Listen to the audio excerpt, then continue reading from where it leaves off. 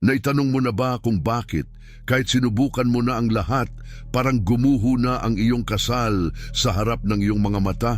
Ano ang gagawin kapag ang mga pangako ng walang hanggang pag-ibig ay naging masakit na katahimikan, walang tigil na pagtatalo, o kahit isang kawalan na hindi mo maipaliwanag?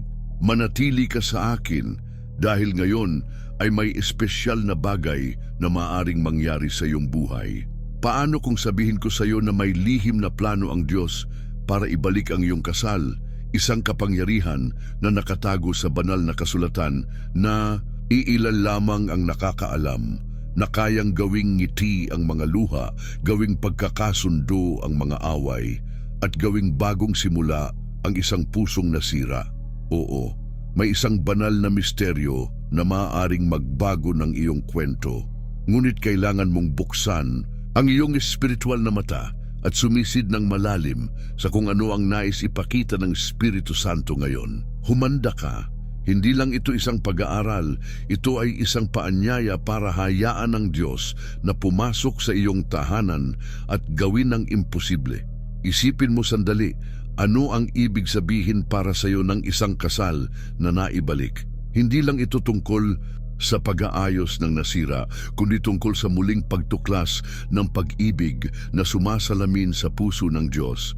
Isang pag-ibig na nagtitiis, nagpapatawad, lumalago.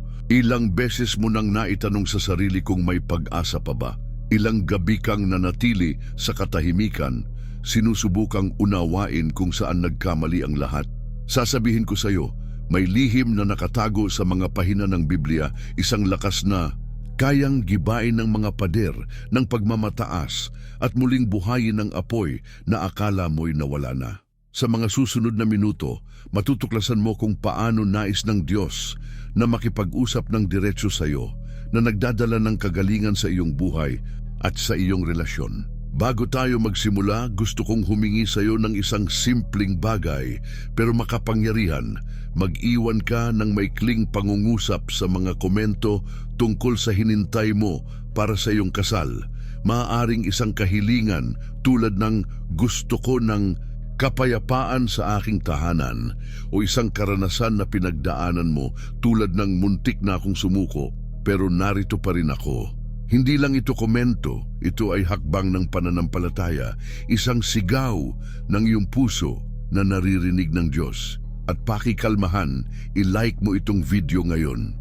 Sa paggawa nito, ipapakita ng YouTube ang mensaheng ito sa mas maraming tao na nangangailangan ng pag-asa na tumutulong sa pagpapalaganap ng salita ng Diyos. Matamis na pagbati sa iyo sa iyong ginawa, naging liwanag ka na para sa iba ngayon. Ang pag-like at pag-subscribe sa channel ay higit pa sa pagsuporta sa isang proyekto. Ito ay pagkonekta sa isang mas malaking layunin. Kapag ginawa mo ito, sinasabi mong oo sa pagpapanumbalik na nais dalhin ng Diyos sa iyong buhay at sa buhay ng iba. Marami ang gumagamit ng channel na ito bilang kanlungan sa espiritu, lalo na ang mga walang simbahan sa malapit o kaibigan na makakasama sa kanilang mga laban. Kaya't makilahok ng buong puso, magkomento, makipag-ugnayan, maging bahagi ng pamilya ng pananampalataya. At sasabihin ko pa sa iyo, ang halos huling bahagi ng video na ito ay maaaring maging susi para buksan ang isang pagpapala na hindi mo inaasahan. Manatili ka hanggang dulo dahil malapit nang magsimula ang pag-aaral. Ngayon, bago tayo magpatuloy, inaanyayahan kita na maging miyembro ng channel. Sa paggawa nito, tinutulungan mo ang magdala ng pagkain sa mga nagugutom sa buong mundo. At pakikalmahan, huwag mong laktawan ng mga ad kung hindi mo kayang maging miyembro. Bawat panunood ay gumagawa rin ng pagbabago. Sabay-sabay nating tuklasin kung paano na ibalik ng Diyos ang iyong kasal. Ang hindi nakikitang pangako ng Genesis. Isipin mo sandali ang simula ng lahat. Hindi ang simula ng iyong kasal, kundi ang simula ng mundo nang tiningnan ng Diyos ang kalungkutan ni Adan at sinabi, hindi mabuti na mag-isa ang tao. Genesis 2:18. Hindi lamang niya nilikha si Eva, kundi nagtatag siya ng isang bagay na walang hanggan, ang kasal bilang salamin ng kanyang pag-ibig, isang banal na tipan na may dalang hindi nakikitang pangako. At ngayon, kaibigan ko, ang pangakong iyon ay bumubulong sa iyong puso kahit pakiramdam mo ay gumuho na ang iyong relasyon. Hindi sumuko ang Diyos sa kanyang nilikha at kasama ka rito pati na ang taong nasa tabi mo. Balikan natin ang eksenang iyon sa Genesis. Si Adan ay nasa isang perpektong hardin na papalibutan ng kagandahan, ngunit may kulang pa rin. Hindi pagkain, hindi kaginhawahan, kundi kasama. Maaring binigyan siya ng Diyos ng kahit ano, ngunit pinili niyang lumikha ng isang kapwa, isang hinugot sa kanyang buto, laman ng kanyang laman. Ipinapakita nito na ang kasal ay hindi lamang ideya ng tao, puno ng mga pagkukulang at pagkakamali. Hindi, ito ay isang banal na regalo, dinisenyo ng may likha na may layuning higit pa sa nakikita ng ating mga mata.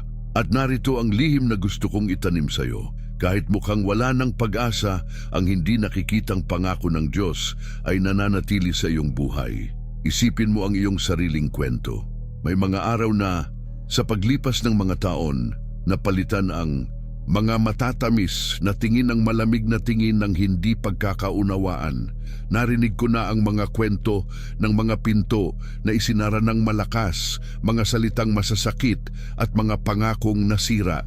Ngunit pakinggan mo ito ng mabuti. Ang Diyos na tumingin kay Adan at nakita ang kanyang pangangailangan ay siya ring tumitingin sa iyo ngayon. Hindi kanya iniwan sa disyerto ng iyong relasyon. Ang hindi nakikitang pangako ng Genesis ay na siya pa rin ay gumagawa kahit hindi mo ito nakikita. Isipin mo ang iyong sariling kasaysayan. May isang araw na sinabi mo ang oo, marahil habang umiiyak sa tuwa, marahil na may ngiting hindi magkasya sa mukha. At ngayon, kapag tinitingnan mo ang nakaraan, maaaring itanong mo, saan nawala iyon? Pero sasabihin ko sa iyo, ang pinag-isa ng Diyos, walang makakapaghiwalay sa tao, Marcos 10:9. Pero hindi ko ito palalalimin ngayon dahil marami pa tayong pag-uusapan. Ang punto ay ang pagpapanumbalik ay nagsisimula kapag napagtanto mo na ang iyong kasal ay hindi lamang tungkol sa inyong dalawa. Ito ay tungkol sa kung ano ang gustong gawin ng Diyos sa pamamagitan ninyong dalawa. Nagtanim siya ng binhi noong araw na ginawa mo ang tipang iyon, at kahit natabunan ito ng sakit, ang binhing iyon ay maaari pa ring mamulaklak. Ipikit mo ang iyong mga mata sandali at isipin ito kasama ko. Isipin mong pumasok ang Diyos sa iyong tahanan ngayon. Hindi siya kakatok ng may mga paratang o pamimintas. Dumating siya na may tingin ng pag-ibig, tulad ng isang hardinero na nakakita ng halamang tuyo at alam na alam kung saan maglalagay ng tubig. Alam niya ang bawat sugat sa iyong puso, bawat salitang itinago mo dahil natatakot kang lumala ang sitwasyon, bawat gabing nagdasal ka ng lihim. At sinasabi niya, nakita kita mula pa noong una, nilikha ko ang kasal para maging salamin ng aking puso at hindi kita sinukuan. Ngayon, tingnan mo ang iyong buhay. Marahil dala-dala mo ang mga kasalanan, mga sinabi mo, mga hindi mo ginawa. O baka itinuturo mo ang daliri sa iba, iniisip na ang pagbabago ay nakasalalay sa kanya. Pero ang hindi nakikitang pangako ng Genesis ay nagtuturo sa atin ng isang makapangyarihang bagay. Ang pagpapanumbalik ay hindi nagsisimula sa iba, kundi sa Diyos na nasa iyo. Nang tanggapin ni Adan si Eva, hindi niya hinintay na maging perpekto siya. Tinanggap niya siya bilang regalo. Paano kung simulan mong tingnan muli ang iyong asawa ng ganoon? Hindi bilang problema, kundi bilang regalong pinili ng Diyos para makasama ka. Hindi nito binubura ang mga problema, pero binabago nito ang paraan ng pagharap mo sa kanila. Alam ko na hindi ito madali. May mga kasal na parang larangan ng digmaan, kung saan ang mga salita ay tumatagos tulad ng mga kutsilyo at ang katahimikan ay mabigat tulad ng bagyo. Pero ang Diyos ay dalubhasa sa pagbabago ng kaguluhan tungo sa kaayusan.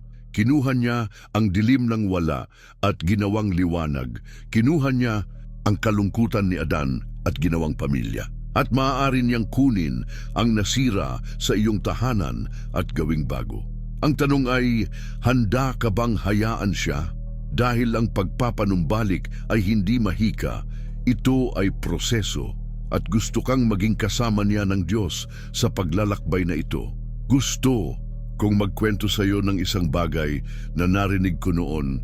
Hindi ito mula sa Biblia pero maganda nitong ipinapakita ang punto. May isang manggagawa ng palayok na gumagawa ng mga banga.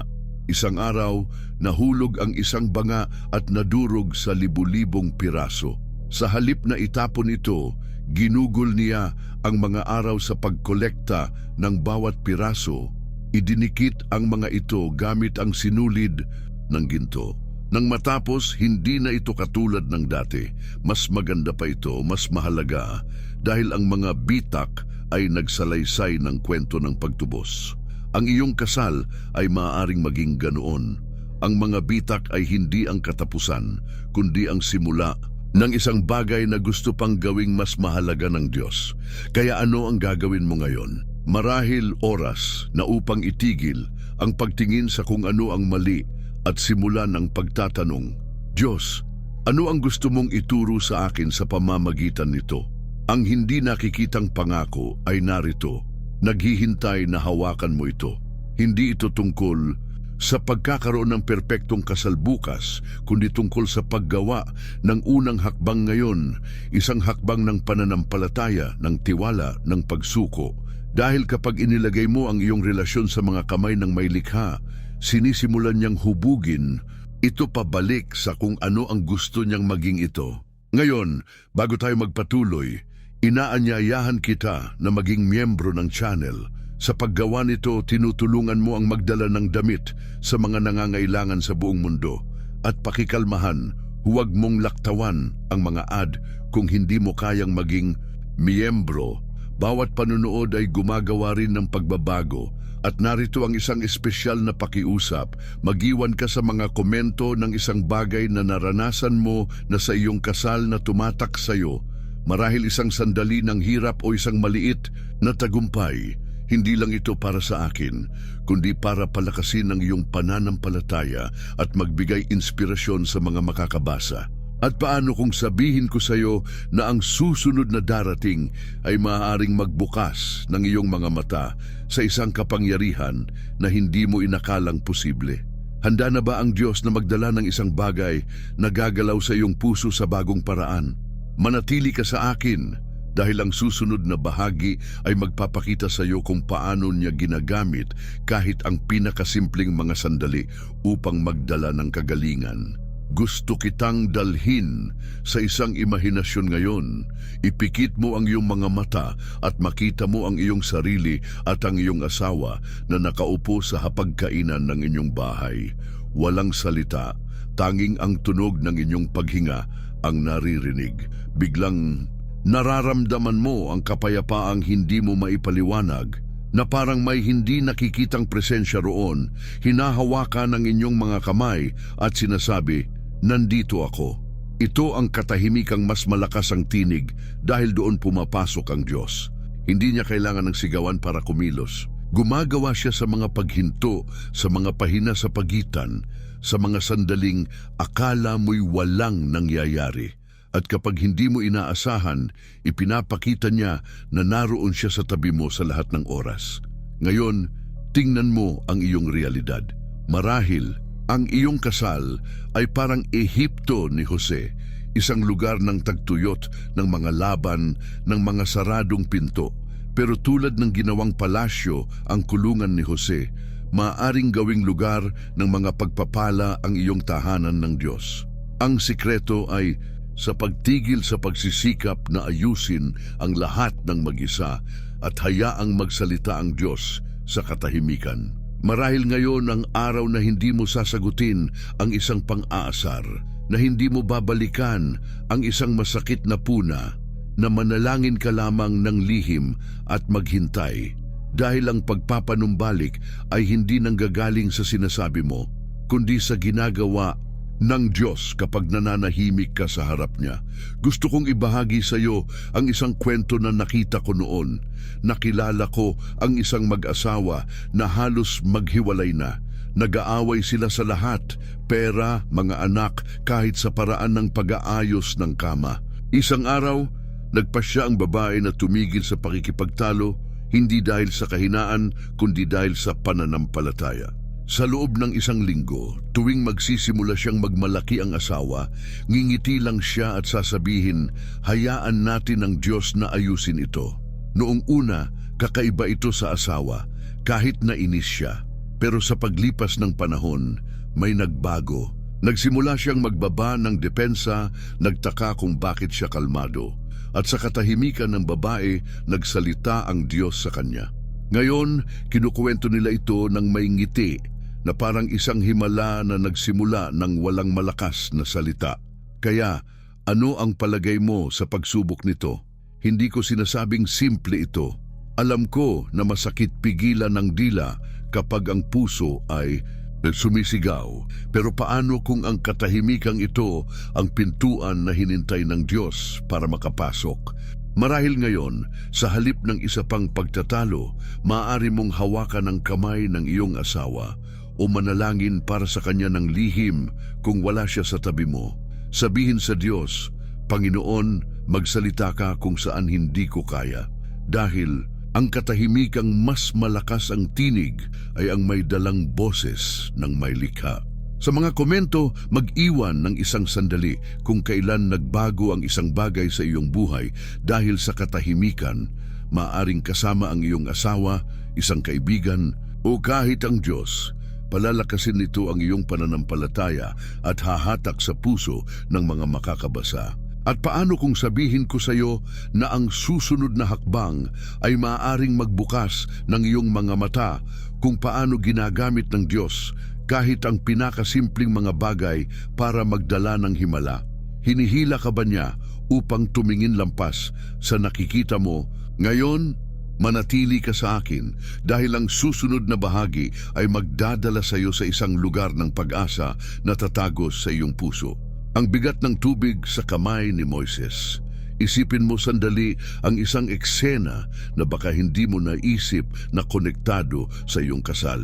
Si Moises nakatayo sa harap ng dagat pula, kasama ang bayan ng Israel sa likod niya at ang hukbo ni Faraon na papalapit. Exodo 14:13-14. Naroon ang labis na pangamba, walang labasan, tubig lang sa harap at panganib sa likuran. Pero noon, sinabi ng Diyos ang isang bagay na umuugong hanggang ngayon, manatili kang matatag at makikita mo ang kaligtasan na dadalhin ko. At sa sandaling iyon, itinaas ni Moises ang kanyang tungkod, isang simpleng kilos na nagbukas ng imposible. Kaibigan ko, sa iyong kasal, maaring nasa harap ka ng isang dagat na parang hindi matawid, mga away, sakit ng puso, nasirang mga pangako. Pero gusto kong ipakita sa iyo ngayon na ginagamit ng Diyos kahit ang pinakamaliit na kilos para magdala ng pagpapanumbalik, tulad ng ginamit niya ang mga kamay ni Moises para hatiin ang tubig. Sumisid tayo sa kwentong ito ng may bagong pananaw. Si Moises ay hindi superhero. Siya ay ordinaryong tao, puno ng pag-aalinlangan, na nadapa ng maraming beses. Pero nang itinaas niya ang tungkod na iyon, hindi ang lakas niya ang nagbukas ng dagat. Ito ay ang pananampalataya sa Diyos na nagpapabago sa bigat ng tubig tungo sa tuyong daan. At sa iyong relasyon, marahil dala-dala mo ang isang katulad na bigat, ang bigat ng mga salitang hindi nasabi, mga sugat na walang nakakakita, o kahit ang pag-asa na parang lumulubog. Pero sasabihin ko sa iyo, hinihiling sa iyo ng Diyos na itaas ang isang bagay, hindi tungkod, kundi isang kilos ng pag-ibig, isang hakbang ng pananampalataya na maaaring magbukas ng daan kung saan nakikita mo lang ang mga harang. Isipin mo ang iyong buhay ngayon. Ilang beses mo nang naramdaman na napapaligiran ka sa iyong kasal. Marahil tinitingnan mo ang iyong asawa at nakikita mo ang isang estranghero, isang hindi mo nakilala. O baka ang problema ay nasa iyo, ang pagod, ang kasalanan, ang pakiramdam na hindi mo na kaya. Pero tulad ng bayan ng Israel na nasa pagitan ng dagat at mga kaaway, nasa lugar ka kung saan mahilig gumawa ang Diyos. Hindi niya inaasahan na lumangoy ka mag-isa laban sa agos. Hinihiling lang niya na manatili kang matatag at magtiwala na siya ang lalaban para sa iyo. At minsan, ang katatagan na iyon ay nagsisimula sa maliit na bagay. Isang ngiti, isang mabait na salita, isang kape na inihanda ng walang inaasahang kapalit. Gusto kitang dalhin sa isang larawan kasama ko. Ipikit mo ang iyong mga mata at isipin na ang iyong kasal ay parang dagat pula, malawak, nakakatakot, imposibleng tawirin. Ngayon, isipin na humihip ang Diyos dito, hindi gamit ang hangin ng pagkawasak, kundi gamit ang mahinang simoy ng pagbabago. Biglang nagsisimulang maghiwalay ang tubig, hindi dahil sumigaw ka o dahil nahimala lang ang lahat, kundi dahil nagpasya kang magbigay ng hakbang ng pananampalataya. Marahil ngayong araw, ang hakbang na iyon ay pagpapatawad sa isang bagay na dala-dala mo ng maraming buwan. Marahil ito ay pakikinig ng hindi nang iistorbo o simpleng pagdasal para sa iyong asawa sa halip na ituro ang mali niya. Ang mga kilos na ito ay tulad ng tungkod ni Moises, maliit sa mata ng tao pero makapangyarihan sa kamay ng Diyos. Alam ko na maaaring iniisip mo, Pastor, sinubukan ko ng maraming bagay at wala pa ring nagbabago. Naiintindihan kita. May mga araw na ang kasal ay parang disyerto pagkatapos ng dagat. Natatawid mo ang isang krisis pero hindi mo pa rin nakikita ang lupang ipinangako. Pero tingnan mo ulit si Moises. Hindi niya binuksan ang dagat gamit ang mga talumpati o plano. Sumunod lang siya, nagtitiwala at hinayaan ng Diyos na gawin ang natitira. At sa iyong relasyon, ang pagpapanumbalik ay hindi nakasalalay sa pagkakaroon mo ng lahat ng sagot. Nakasalalay ito sa pagbibigay mo ng bigat na dala mo, ang pagmamataas, ang galit, ang takot, at pagpapahintulot sa Diyos na baguhin ito tungo sa bago. Gusto kitang magkwento ng isang imahe na dumating sa akin habang nagdarasal para sa videong ito. Isipin mo ang isang ilog na malakas ang agos, dinadala ang lahat ng makita sa daan. Ngayon, isipin na ikaw at ang iyong asawa ay nasa magkabilang pampang ng ilog na iyon, bawat isa ay may dalang sariling pasanin. Biglang naglagay ang Diyos ng tulay sa pagitan ninyo, hindi tulay na gawa sa semento, kundi tulay na gawa sa maliliit na kilos. Isang tala na iniwan sa mesa, isang yakap na walang dahilan, isang dasal na tahimik. Ang tulay na iyon ay hindi tinatanggal ang ilog ng mga problema, pero binibigyan ka ng daan para magkita muli. At ganoon gumagawa ang Diyos. Hindi niya inaalis ang dagat sa harap mo, hinahati niya ito para makatawid ka. Ngayon, dalhin mo ito sa iyong pang-araw-araw. Ano ang bigat na dala-dala mo sa iyong kasal ngayon? Isang sama ng loob ba na hinawakan mo tulad ng trofeo? Ang takot ba na walang magbabago? O ang pagod sa pagsisikap na maging matatag sa lahat ng oras? Sinasabi sa iyo ng Diyos, anak ko, hindi mo kailangang dalhin ito mag-isa. Itaas mo ang iyong mga kamay, hindi para lumaban, kundi para ibigay sa akin. At kapag ginawa mo yon, may mangyayari. Ang bigat ng tubig na parang lulunurin ka, nagsisimulang maging isang patotoo ng tagumpay. Dahil ang Diyos na nagbukas ng dagat pula ay siya ring gustong magbukas ng bagong kabanata sa iyong kwento. Kaya, ano ang gagawin mo ngayon? Marahil oras na upang itigil ang paggaod laban sa agos at simpleng itaas ang isang kilos ng pananampalataya. Hindi kailangang malaki. Hindi sinusukat ng Diyos ang laki ng tungkod, kundi ang tiwala ng humahawak nito. Maaring ito ay isang mahal kita na sinabi ng walang inaasahang sagot o isang pasyang huwag nang itago ang sama ng loob.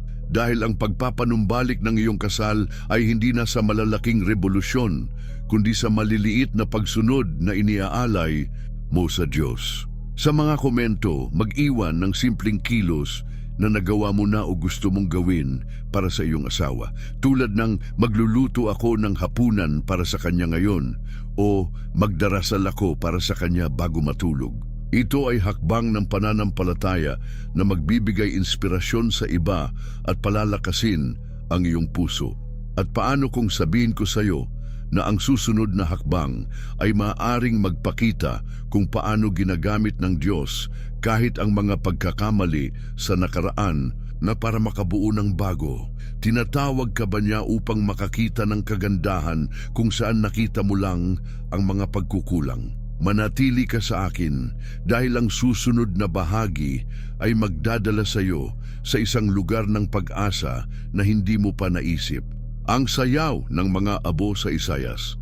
Nakatitig ka na ba sa isang bagay na nawasak at naisip na wala ng pag-asa? Marahil isang bahay na nasunog, isang mahalagang bagay na nabasag, o kahit isang pangarap na naging abo. Ngayon, dalhin mo iyan sa iyong kasal. Paano kung kaya ng Diyos na kunin ang mga abo ng inakala mong tapos na at gawing maganda na parang isang sayaw? Gusto kitang dalhin ngayon sa isang pangako na nakatago sa Isaiah 61:3 kung saan sinabi ng Diyos na bibigyan niya ng korona sa halip na abo. Kaibigan ko, sa iyong relasyon, baka abo lang ang nakikita mo. Ang mga masasayang araw, mga pangako, ang init ng dati. Pero nakikita ng Diyos ang isang sayaw na naghihintay na magsimula at gusto niyang anyayahan ka sa himalang ito. Isipin natin ang eksenang ito ng magkasama. Isipin mo ang isang bukirin na nasunog ng todo. Itim ang lupa, amoy usok ang hangin, at ang natira lang ay mga abong durog. Parang katapusan, hindi ba? Pero paglipas ng panahon, may nangyayari. May mga berdeng usbong na sumisibol, mga bulaklak na bumubuka, at ang dating patay ay nabubuhay. Ganyan gumagawa ang Diyos. Siya ang dalubhasa na kumukuha sa mga nasunog ng apoy ng buhay at nagpapasibol ng kagandahan. At sa iyong kasal, marahil tinitingnan mo ang mga abo ng panahong hindi nababalik. Mga away na nag-iwan ng peklat, mga pagpiling nasaktan, mga katahimikang mabigat tulad ng usok. Pero sasabihin ko sa iyo, hindi pa tapos ang Diyos sa'yo. Hawak niya ang mga abong iyon at sinasabi, gagawa ako ng bago. Gusto kong huminto ka sandali at tingnan ang iyong sariling kwento. May panahon na sumayaw kayo ng iyong asawa, marahil literal, noong araw ng kasal o sa paraang magaan at madali ang lahat. At ngayon, baka pakiramdam mo ay tumigil na ang musikang iyon, na nawala ang ritmo sa gitna ng apoy ng mga problema.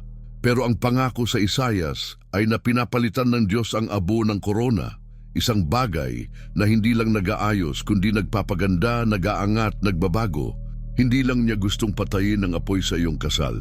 Gusto niyang turuan kayong sumayaw muli kahit na iba na ang mga hakbang kaysa dati. Alam ko na baka iniisip mo, Pastor, masyado ng maraming abo ang sa akin.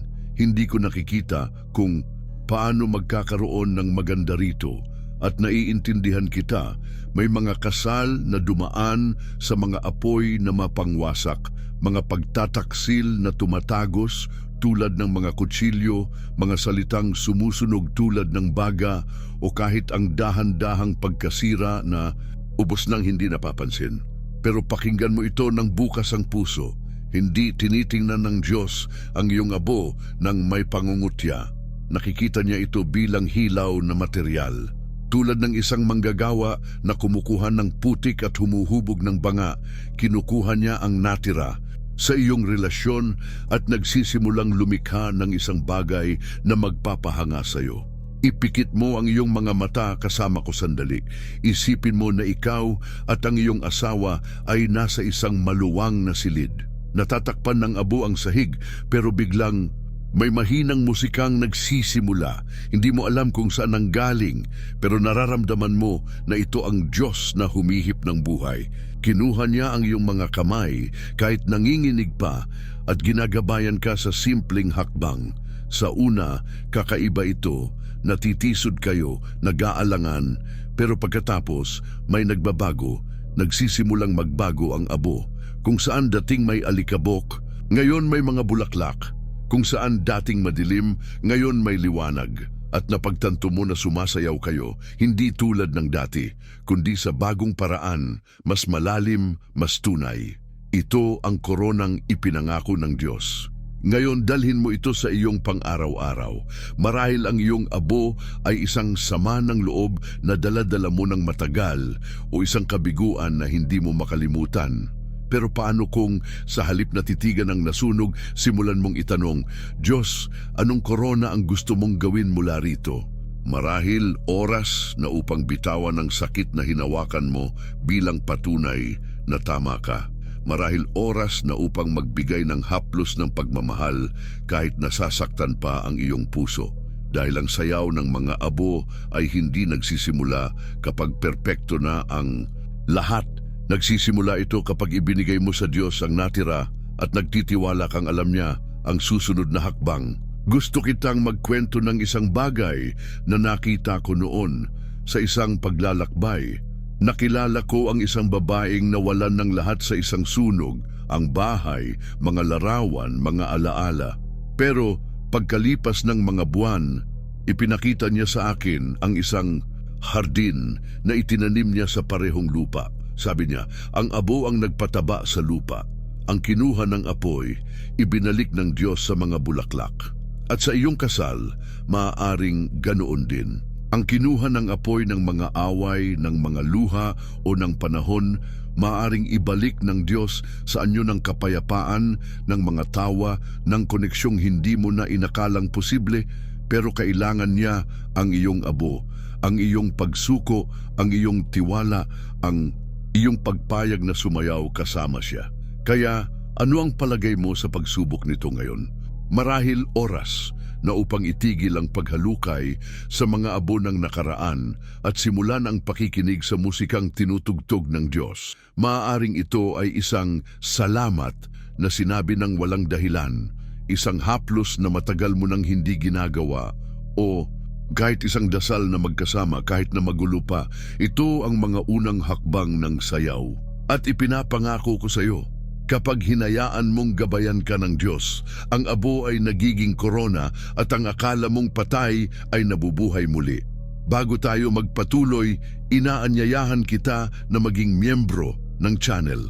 Sa paggawa nito, tinutulungan mo ang mga tao sa kahirapan sa buong mundo. At pakikalmahan, huwag mong laktawan ang mga ad kung hindi mo kayang maging miyembro. Bawat panonood ay gumagawa rin ng pagbabago.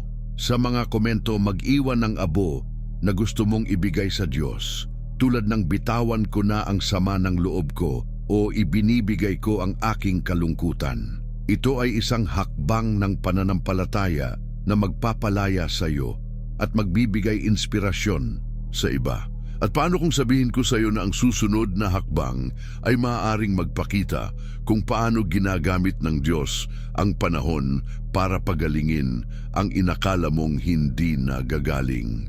Tinatawag ka ba niya upang maghintay ng may pag-asa? Manatili ka sa akin dahil ang susunod na bahagi ay magdadala sa iyo sa isang lugar ng pagbabago na magpapainit sa iyong puso. Ang orasan ni Ezekiel. Nakatitig ka na ba sa orasan? Binibilang ang mga minuto, hinintay na may magbago. Marahil nagbigay ka na ng ultimatum sa iyong asawa o sa sarili mo na iniisip, kung hindi ito gaganda hanggang sa araw na ito, susuko na ako.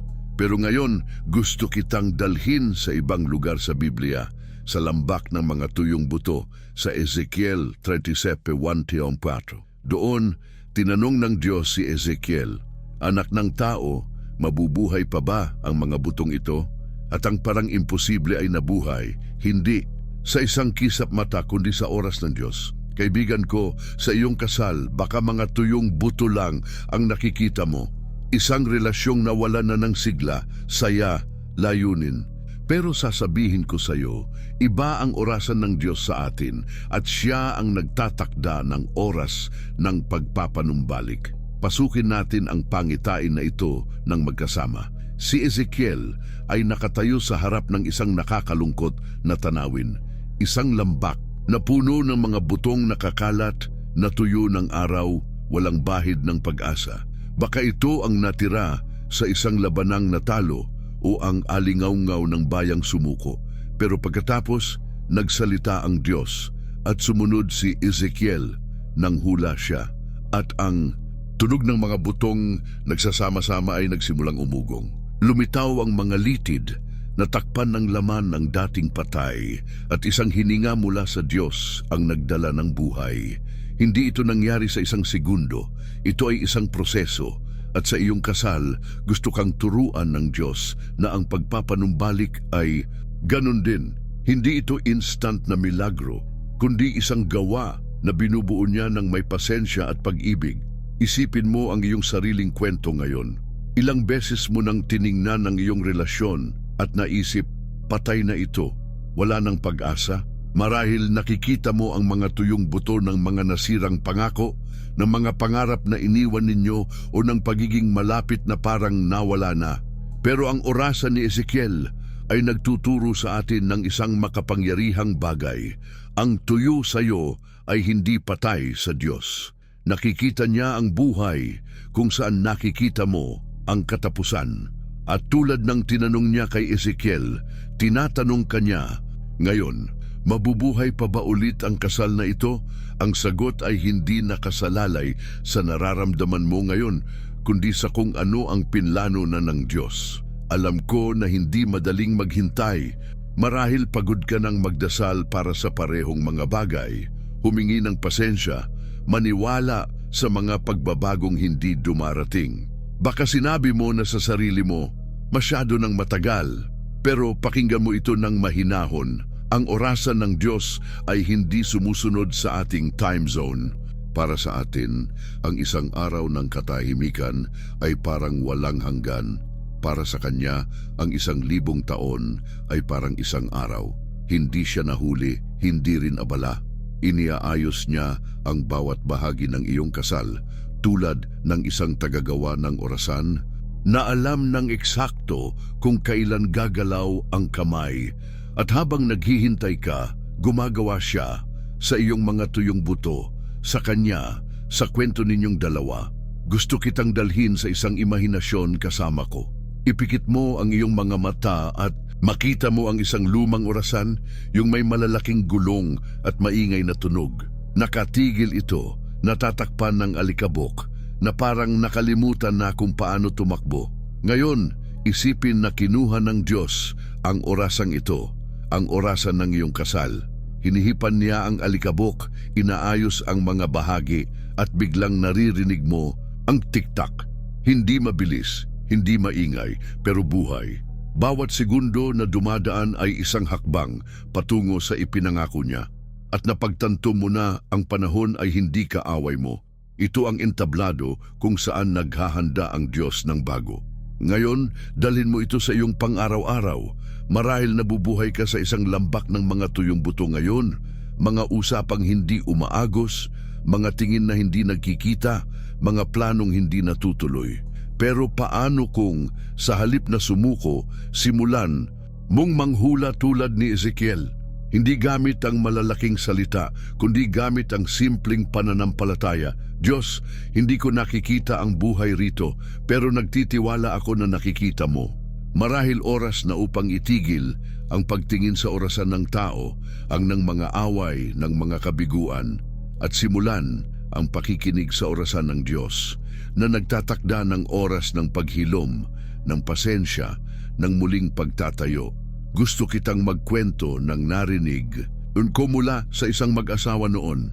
15 taon na silang kasal, pero ang huling 5 taon ay parang disyerto. Halos hindi sila nag-uusap, nabubuhay na parang mga estranghero sa iisang bubong. Isang araw, nagpasya ang babae na maghintay. Hindi gamit ang mga ultimatum, kundi gamit ang dasal. Sa loob ng mga buwan, hiniling niya sa Diyos na humihip ng buhay kung saan lahat ay parang tuyo. At dahan-dahan, nagsimulang magbago ang lalaki. Hindi dahil sa panggigipit, kundi dahil dumating ang oras ng Diyos. Ngayon, sinasabi nila na ang mga buwan ng paghihintay ay tulad ng mga butong nagsasama-sama, mabagal pero may malinaw na layunin. at ang kasal nila ay nabubuhay muli. Kaya ano ang palagay mo sa paggawa nito ngayon? Marahil oras na upang bitawan ang timer na nilagay mo sa iyong asawa o sa sarili mo at magtiwala sa orasan ni Ezekiel. Maaring ito ang araw para sabihin, Diyos, hinintay ko ang iyong oras. O para tingnan ang iyong asawa at isipin, hindi siya perpekto pero ako rin naman at gumagawa ang Diyos sa amin. Dahil ang pagpapanumbalik ay hindi tungkol sa bilis, kundi tungkol sa hininga ng buhay na tanging ang may likha lang ang makakapagbigay. Sa mga komento, mag-iwan ng isang bagay tungkol sa panahon sa iyong kasal. Marahil hinintay ko ng mga buwan o gusto kong magtiwala sa oras ng Diyos.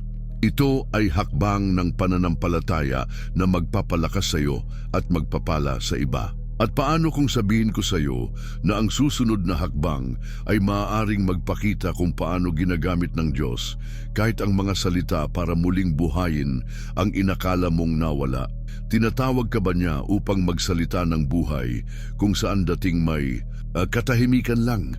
Manatili ka sa akin dahil ang susunod na bahagi ay magdadala sa iyo sa isang lugar ng kapangyarihan na kailangan mong malaman. Ang basag na salamin ni Gideon. Nakatitig ka na ba sa isang basag na salamin at nakita ang iyong refleksyon sa mga piraso?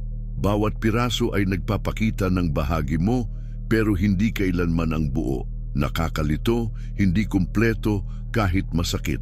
Ngayon, gusto kitang dalhin sa isang hindi inaasahang sandali sa Biblia nang si Gideon kasama lamang ang 300 tao ay humarap sa napakalaking hukbo, Hukom 7:7. Wala siyang lakas, wala siyang kahangahangang sandata pero ginamit ng Diyos ang basag, mga durog na banga para ipakita ang liwanag na nagtagumpay sa dilim.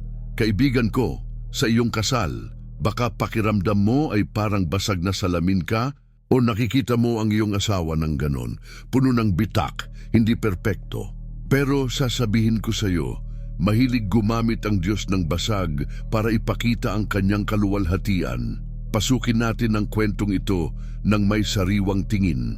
Si Gideon ay ordinaryong tao, nagtatago, natatakot, iniisip na wala siyang maiaalay. Nang tawagin siya ng Diyos, puno siya ng pag-aalinlangan, kahinaan, kahit isang hukbong masyadong maliit para sa anumang lohika ng tao. Pero sa gabing iyon ng labanan, binigyan siya ng Diyos ng kakaibang plano, mga banga ng luwad, mga sulo at mga trumpeta. Binasag ng mga tao ni Gideon ang mga banga at ang liwanag na nakatago sa loob ay sumabog, nalito ang kaaway at nagdala ng tagumpay. Ang mga durog na piraso ay hindi depekto, sila ang plano. At sa iyong kasal, ang mga bitak na nakikita mo sa iyo o sa iba ay hindi ang katapusan. Sila ang simula ng isang bagay na gusto ng Diyos na liwanagan. Isipin mo ang iyong relasyon ngayon. Ilang beses mo nang tiningnan ang iyong asawa at mga pagkukulang lang ang nakita. Marahil matigas ang ulo niya o hindi siya mapakali. Baka tingnan mo ang sarili mo at isipin, hindi ako sapat na mabuti para ayusin ito. Pero ang basag na salamin ni Gideon ay nagtuturo sa atin ng mahalagang katotohanan. Hindi itinapon ng Diyos ang basag. Kinukuha niya ang bawat piraso, ang iyong ugali, ang iyong luha, ang iyong mga nabigong pagsubok at ginagawa itong maliwanag na hindi mo alam na dala-dala mo. Sa iyong kasal, ang mga bitak ay hindi ang pagkatalo. Sila ang lugar kung saan maaaring magsimula ang pagpapanumbalik. Alam ko na baka mahirap paniwalaan ito. Marahil iniisip mo, Pastor, masyado nang basag ang kasal ko para maayos. 2 durog na piraso kami na hindi na magkakasya. O baka, masyado akong mahina para ipaglaban ito. Pero pakinggan mo ito ng mahinahon. Hindi nanalo si Gideon dahil malakas siya. Nanalo siya dahil hinayaan niyang gamitin ng Diyos ang kanyang kahinaan. At sa iyong relasyon, hindi hinintay ng Diyos na maging perpekto ka. Hinintay niya na ibigay mo ang mga piraso, ang sayo at ng asawa mo, para maipakita niya ang liwanag na naroon pa rin kahit nakatago. Gusto kitang dalhin sa isang larawan kasama ko. Ipikit mo ang iyong mga mata at isipin ang isang banga ng luwad sa iyong mga kamay. Basag ito may lamat, marahil pangit pa sa iyong paningin. Ngayon isipin na sa loob nito ay may apoy, maliit, nanginginig, pero buhay. Kapag binasag mo ang banga, kumakalat ang liwanag, nililiwanagan ang lahat sa paligid. Ang bangang iyon ay ikaw, ang iyong asawa, ang iyong kasal. Ang mga bitak ay hindi ang problema. Sila ang paraan kung paano pinapakawalan ng Diyos ang liwanag. At kapag hinayaan ninyong dalawa, nabasagin niya ang pagmamataas, takot, layo, may makapangyarihang nangyayari. Ang liwanag ng pag-ibig, biyaya, pag-asa ay nagsisimulang muling magliwanag. Ngayon, dalhin mo ito sa iyong araw-araw. Marahil lang iyong basag na salamin ay isang kahinaang itinago mo. Ang hirap humingi ng tawad, ang takot na maging bukas. O baka ito ay isang bagay sa iyong asawa, isang ugaling nakakainis sa iyo, isang katahimikang nasasaktan ka. Pero paano kung sa halip na ayusin ang lahat ng mag-isa, sabihin mo, Diyos, gamitin mo ang mga durog na ito. Marahil ngayon ang araw para ipakita ang iyong liwanag, isang paghingi ng tawad na matagal mo nang iniiwasan, isang tapat na usapan na iniiwasan mo, o kahit isang kilos ng pagmamahal na parang maliit pero dala ang apoy ng Diyos, dahil ang pagpapanumbalik ay hindi nanggagaling kapag nawala ang mga piraso. Nanggagaling ito kapag hinayaan mong magliwanag ang liwanag sa pamamagitan nila. Gusto kitang magkwento ng isang bagay na nakita ko noon. Nakilala ko ang isang mag-asawa na halos matapos na. Siya ay sumisigaw palagi, siya ay tahimik. Dalawang basag na banga na nasasaktan lang ang isa't isa. Pero isang araw, nagpasya siyang basagin ang siklo. Sa halip na sumigaw, umupo siya sa tabi niya at sinabi, "Hindi ko alam kung paano ito gagawin ng tama, pero gusto kong subukan. Magulo ito, hindi perpekto, pero iyon ang simula." Sumagot siya dahan-dahan. At ngayon, sinasabi nila na natutunan nilang makita ang kagandahan sa mga bitak ng isa't isa. Hindi dahil naging perpekto sila, kundi dahil hinayaan nilang gamitin ng Diyos ang basag para magdala ng liwanag. Kaya, ano ang palagay mo sa paggawa nito ngayon? Marahil oras na upang itigil ang pagtatago ng iyong mga durog na piraso at simulan ang pag-aalay nito sa Diyos. Maaaring ito ang sandali para sabihin, "Ganito ako, may pagkukulang, pero narito ako." O para tingnan ang iyong asawa at isipin, hindi siya perpekto, pero magagamit siya ng Diyos para magliwanag. Dahil ang basag na salamin ay hindi sumasalamin sa kabiguan, sumasalamin ito sa isang himala na ginagawa pa, isang liwanag na nagtatagumpay sa anumang dilim. Sa mga komento, mag-iwan ng bitak na gusto mong ibigay sa Diyos, marahil ang aking kawalan ng pasensya o ang katahimikan niya. Ito ay isang hakbang ng pananampalataya na magpapalaya sa iyo at magbibigay inspirasyon sa iba. At paano kung sabihin ko sa iyo na ang susunod na hakbang ay maaring magpakita kung paano iniingatan ng Diyos ang isang pagpapala na halos nawala mo na? Tinatawag ka ba niya upang hawakan ng mahigpit ang ipinangako niya na manatili ka sa akin?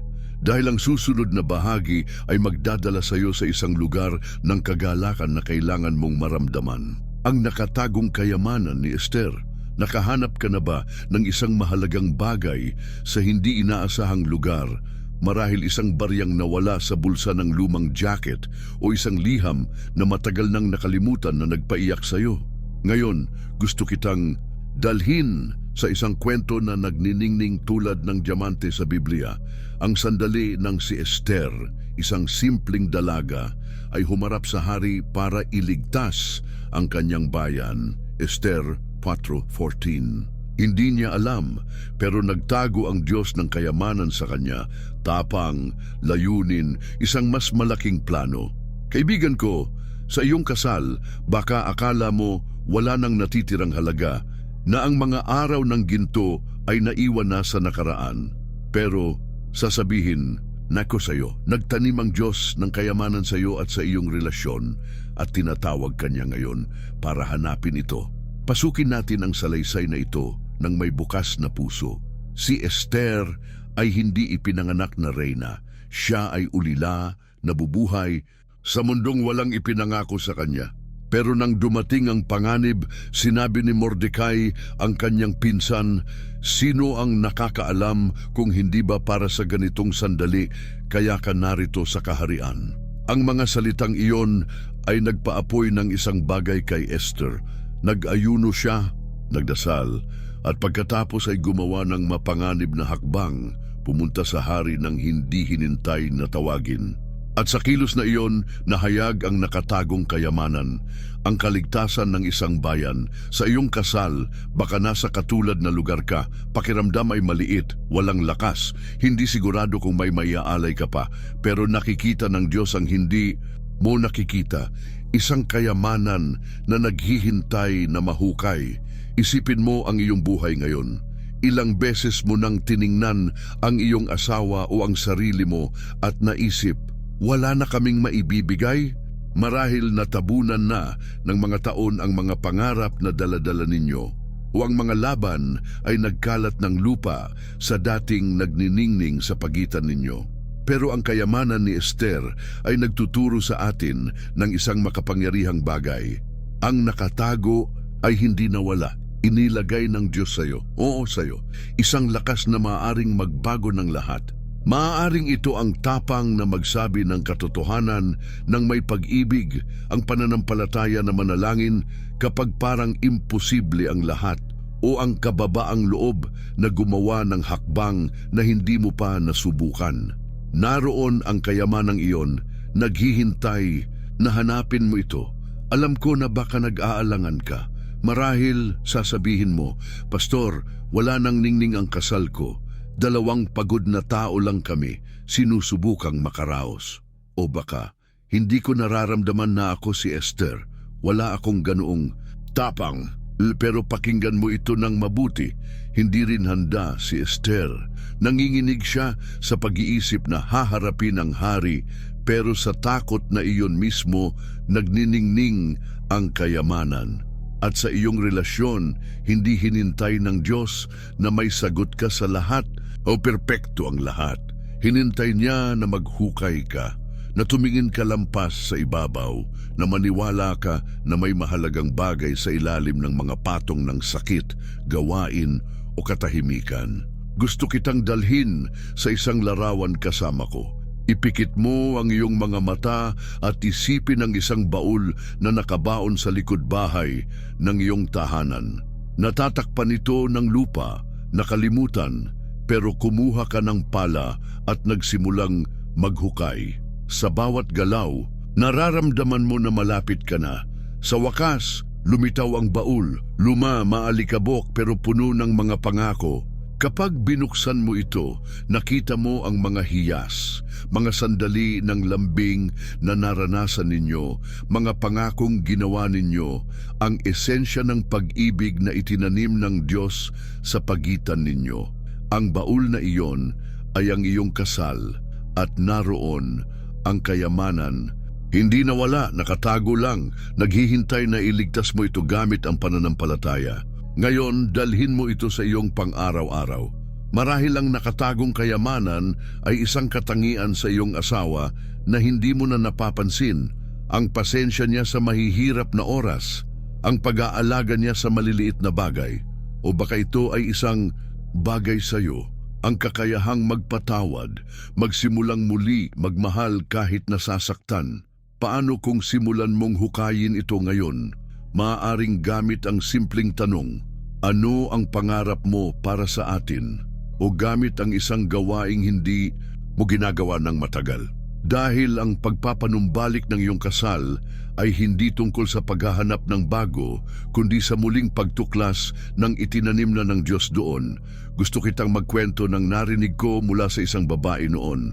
20 taon na silang kasal ng kanyang asawa, pero ang pag-ibig ay parang natabunan ng mga taon ng hindi pagkakasundo.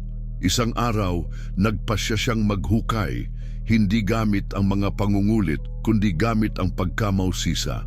Tinanong niya sa asawa, ano ang pinakamasayang araw na naranasan natin ng magkasama? Nagulat ang lalaki pero sumagot. At mula sa usapang iyon, lumitaw ang sunod-sunod na mga alaala na nagpatawa sa kanila, nagpaiyak at napagtanto nila na naroon pa rin ang kayamanan. Ngayon, sinasabi nila na parang nakahanap sila ng ginto sa lupaing inakala nilang tigang. At sa iyong kasal, maaaring ganun din. Naghihintay lang ang kayamanan sa iyo. Kaya ano ang palagay mo sa pagsisimulang maghukay ngayon? Marahil oras na upang itigil ang pagtingin sa kulang at simulan ang paghahanap sa nakatago. Maaaring ito ay isang naniniwala ako sa atin na sinabi ng may katapatan o isang dasal na magkasama na hindi mo pa nasubukang imungkahi. Dahil ang kayamanan ni Esther ay hindi lang tapang. Ito ay ang katiyakan na inilagay ka ng Diyos kung nasaan ka ng may dahilan at may iningatan siya na mahalaga para sa sandaling ito. Bago tayo magpatuloy, inaanyayahan kita na maging miyembro ng channel. Sa paggawa nito, tinutulungan mo ang mga nagugutom sa buong mundo. At pakikalmahan, huwag mong laktawan ang mga ad kung hindi mo kayang maging miyembro. Bawat panonood ay gumagawa rin ng pagbabago. Sa mga komento, mag-iwan ng mahalagang bagay na gusto mong muling matuklasan sa iyong kasal. Marahil gusto kong mahanap ang saya niya o gusto kong buhayin ang aming pananampalataya ng magkasama. Ito ay hakbang ng pananampalataya na gagabay sa iyo at magpapala sa iba. At paano kung sabihin ko sa iyo na ang susunod na hakbang ay maaaring ang susi para buksan ang isang pagpapala na hindi mo inakalang darating? Tinatawag ka ba ng Diyos upang tapusin ang paglalakbay na ito ng may pusong puno ng pasasalamat? Manatili ka sa akin dahil ang susunod na bahagi ay magdadala sa iyo sa isang lugar ng kasiyahan na nararapat mong maranasan. Narating mo na ang puntong ito, kaibigan ko, at hindi iyan maliit na bagay. Matamis na pagbati sa iyo. Iilan lang ang may tapang na tahakin ng ganitong paglalakbay. Binubuksan ang puso para marinig ang gusto ng Diyos na sabihin, espesyal ka, hindi dahil perpekto ka, kundi dahil pinili mong manatili hanggang sa dulo. Hinintay ang pagpapanumbalik na ipinangako ng Diyos para sa iyong kasal. Ngayon, sama-sama nating hinukay ang mga kayamanan, sumayaw sa ibabaw ng mga abo at nakita kung paano ginagamit ng Diyos kahit ang mga durog na piraso para magliwanag ang kanyang liwanag. Ngayon, oras na upang isara ang pintong ito nang may pasasalamat at gumawa ng hakbang na tatatakan ng lahat ng natutunan mo. Gusto kong maramdaman mo ang pagmamalaki sa pagiging narito. Hindi lahat ay nanonood ng ganitong video hanggang sa huli. Marami ang sumusuko sa kalagitnaan pero hindi ka sumuko. May sinasabi ito tungkol sa iyong pananampalataya, sa iyong pag-asa, sa pag-ibig na tumitibok pa rin sa iyong dibdib kahit pagod o nasaktan ka na. Para kang hardinero na hindi iniiwan ng halaman kahit parang tuyo na ito, dinidiligan mo, hinintay, nagtitiwala. At nakikita ito ng Diyos. Nakangiti siya sa iyo ngayon, sinasabi, anak ko, ibinigay mo sa akin ang iyong oras at ibibigay ko sa iyo ang aking puso. Bago natin tapusin, gusto ko sanang humingi sa iyo ng espesyal na bagay. Mag-iwan ka sa mga komento ng isang pangungusap na magpapakita ng iyong pangako sa paglalakbay na ito. Maaring ito ay tulad ng magdarasal ako para sa aking kasal ngayon o pinipili kong maniwala sa pagpapanumbalik. Hindi lang ito para sa akin, para makita ko kung sino ang mga hinirang nakasama ko sa paglalakad at para maipahayag mo ang iyong pananampalataya sa harap ng Diyos at ng komunidad na ito. Bawat salitang isusulat mo ay parang binhi na itinanim sa lupa ng iyong hinaharap at hindi ko na mahintay na makita kung ano ang tutubo mula rito. Ngayon, pag-usapan natin ang isang makapangyarihang bagay, ang pagbabahagi ng videong ito. Isipin mo ang isang ilawang bukas sa madilim na gabi. Kapag ipinasa mo ito sa iba, hindi nababawasan ang liwanag. Nadadagdagan ito, umaabot sa mga lugar na hindi mo inakalang mararating. Sa pagbabahagi ng videong ito, dinadala mo ang liwanag na ito sa isang maaaring umiiyak ngayon, iniisip na tapos na ang kanilang kasal. Sabihin sa kanila, panoorin mo ito dahil may mensahe pa ang Diyos para sa iyo. At kung hindi ka pa nakasubscribe sa channel, gawin mo ito ngayon. Kung miyembro ka na, maramdaman mo na bahagi ka ng pamilyang ito, isa kang haligi rito. Pero kung hindi mo pa nagagawa ang hakbang na iyon, huwag kang mahiya. Mag-subscribe at sumali sa amin dahil mas malakas tayo ng magkakasama tulad ng tanikala na hindi nababali. Alam mo ba kung bakit mahalaga ito? Dahil ang pagpapanatili ng apoy ng pananampalataya ay hindi lang para ngayon. Ito ay para bukas, para sa mga araw na kakailanganin mong alalahanin ang sinabi ng Diyos dito. Ang channel na ito ay parang balon sa disyerto. Ang umiinom dito ay nakakahanap ng lakas para magpatuloy. Kaya mag-subscribe, magbahagi, at huwag tumigil sa panunood. Bawat video ay isang ladrilyo sa espiritual na bahay na binubuo ng Diyos sa iyong buhay. Huwag hayaang mamatay ang apoy na ito dahil ito ang gagabay sa iyo sa mga madidilim na araw. At narito ang aking huling paanyaya. Kapag natapos ang videong ito, huwag agad mag-click ng iba. Manatili ka ng ilang minuto sa katahimikan, pakikinig sa musikang tutugtog. Itaas mo ang iyong mga kamay, ipikit ang iyong mga mata, at magpasalamat sa Diyos sa araw na ito. Sa lakas na ibinigay niya sa iyo, sa pag-ibig na itinanim niya, sa kasal na binabalik niya sa dati. Huwag mong i-pause ang video. Huwag putulin ang sandaling ito. Hayaang umagos ang espiritual na koneksyon dahil sa katahimikang yon bumubulong ang Diyos ng mga pagpapalang dadalhin mo sa iyong tahanan. Isang pagpapala ka, kaibigan ko. Salamat sa paglalakad kasama ko. Nawa ang iyong kasal ay maging tulad ng ilog na dumadaloy patungo sa dagat, minsan tahimik, minsan maalon, pero laging ginagabayan ng mga kamay ng may likha. Magkita tayo sa susunod na video kasama ang higit pang mga pangako na huhukayin natin ng magkasama. Pero bago tayo tuluyang magpaalam, gusto kitang bigyan ng dagdag na pagkakataon para magnilay-nilay sa lahat ng narinig mo ngayon. Isipin mo ang bawat hakbang na tinalakay natin, ang hindi nakikitang pangako, ang katahimikang nagsasalita, ang bigat ng tubig na nahati, ang sayaw ng abo, ang orasan ng Diyos, ang susi ng pananatili, ang basag na nagliliwanag, at ang kayamanang hinukay. Ang bawat isa ay isang regalong ibinigay sa iyo ng Diyos, hindi lang para pakinggan, kundi para dalhin sa iyong puso at gawing bahagi ng iyong kasal.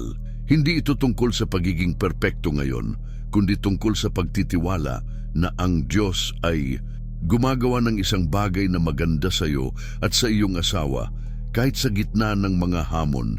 Kaya't habang naririnig mo ang musikang ito sa dulo ng video, gusto kitang hikayatin na huwag lamang magpasalamat, kundi magtanong din sa Diyos, Panginoon, paano mo gustong gamitin ang mga aral na ito sa aming kasal? Marahil may isang simpleng hakbang na gusto niyang gawin mo bukas. Isang ngiti sa iyong asawa, isang dasal na matagal mo nang hindi nasasabi, o isang sandali ng katahimikan kung saan hinintay mo siya. Ang mga maliliit na bagay na ito ay parang mga binhina. Kapag itinanim, maaring maging malalaking puno ng pagpapala sa inyong buhay. At kung naramdaman mo ang haplos ng Diyos sa videong ito, huwag itago ang kagalakang iyon sa sarili mo.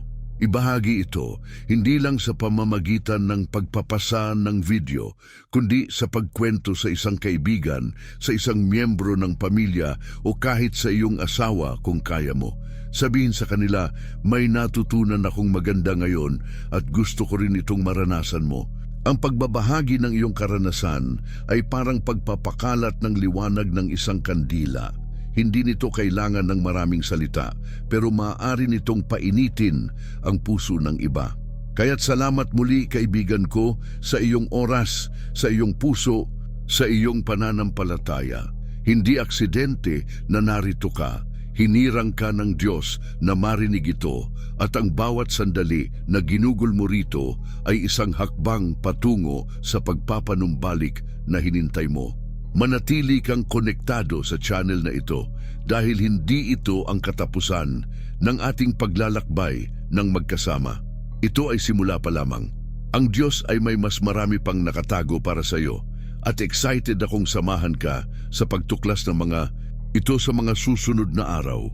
Hanggang sa muli, naway maramdaman mo ang kapayapaan niya sa iyong tahanan at naway maging salamin ang iyong kasal ng kanyang walang hanggang pag-ibig. Ang nakalimutang susi ni Ruth, nawalan ka na ba ng isang mahalagang bagay at napagtanto mo lang ang halaga nito nang mahanap mo ulit?